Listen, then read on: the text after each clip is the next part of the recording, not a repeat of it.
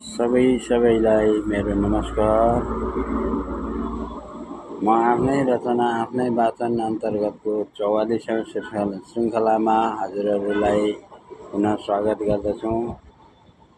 म चाहिँ आज मेरो कविता एक अक्षरीय कविता भन्दैछु। आज म कविताको शीर्षक नेपाली वर्णमालाको पहिलो अक्षर कबाट सुरु गर्दैछु। आज म मेरो कविता हैन। मेरो कविता हजुरहरूलाई कस्तो लाग्छ एकचोटि आफ्नो सुनिसकेपछि आफ्नो प्रतिक्रिया जनाउनलाई नबिर्सिनुहोला भन्दै म मेरो कविता वाचन गर्न गइरहेको छु। मेरो कविताको शीर्षक पुनः दोहोर्याएँ क। कलियुगदेखि कालान्तरसम्म कर्णधारदेखि कर्णवीरसम्म।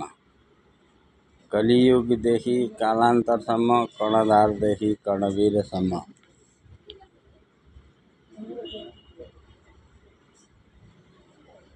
कमजोरदेखि कामचोरसम्म कलङ्कितदेखि कामुकसम्म।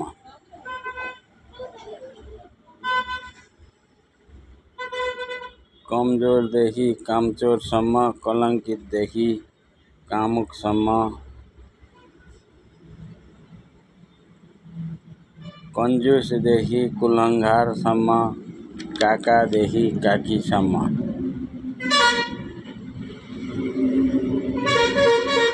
कन्जुसदेखि कुलङ्घारसम्म काकादेखि काकीसम्म।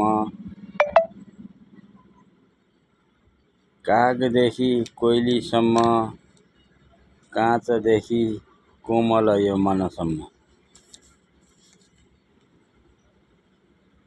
कागदेखि कोइलीसम्म काँचदेखि कोमल यो मनसम्म।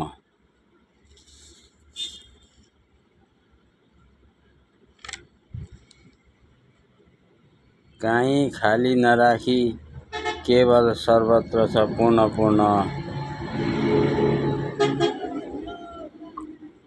कतै नराखी अँध्यारो कतै नगरी बिगारो भनेको बिझ्याइ।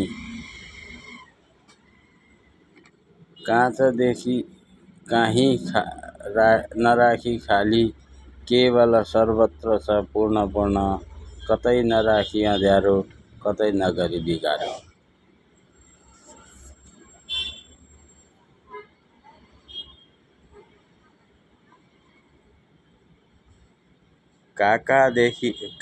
कात्रोदेखि काइयोसम्म कलशदेखि कर्कश शब्दसम्म।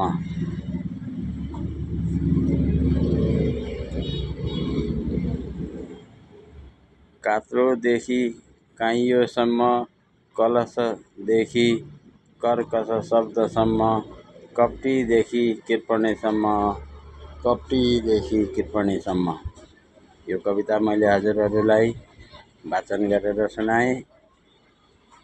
मेरो कविता आजको नेपाली वर्णमालाको पहिलो अक्षर कबाट उत्पत्ति भएको मेरो मनमा लागेका कुराहरू यो कमै छन् है। सबै कुरो राम्रो पनि छ यसमा, नराम्रो पनि छ हैन। धेरै त नराम्रो नकारात्मक कविता भन्छु म यसलाई हैन। आफ्नो मनको भाव हो। हजुरहरूले कसरी बुझ्नुहुन्छ बुझिदिनु होला। हस्त।